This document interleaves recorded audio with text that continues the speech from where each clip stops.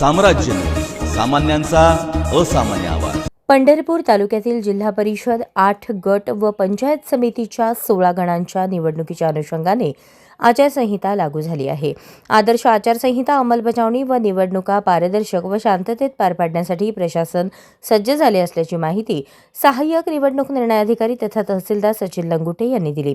पंढरपूर तालुक्यातील जिल्हा परिषद पंचायत समिती सार्वत्रिक निवडणूक 2026चा निवडणूक कार्यक्रम जाहीर झाला आहे। त्या अनुषंगाने जिल्हा परिषद पंचायत समिती सार्वत्रिक निवडणूक आदर्श आचारसंहिता लागू झाली आहे। पंढरपूर तालुक्यामध्ये जिल्हा परिषद गट एकूण 8, पंचायत समिती गण एकूण 16 आहेत। पंढरपूर तालुक्यातील जिल्हा परिषद गट वाखरी, करकम, भोसे, गोपाळपूर, टाकळी, कासेगाव, रोपळे, भाळवणी हे 8 जिल्हा परिषद गट आहेत। तर पंचायत समिती गण उंबरे, करकम, भोसे, गुरसाळे, रोपळे, सुस्ते, पुळूस, गोपाळपूर, वाखरी, पटवर्धन, कुरोली, भाळवणी, पळशी, टाकळी, खर्डी, कासेगाव, सरकोली हे 16 गण आहेत। यासाठी 309 मतदान केंद्रांवर मतदान होणार आहे।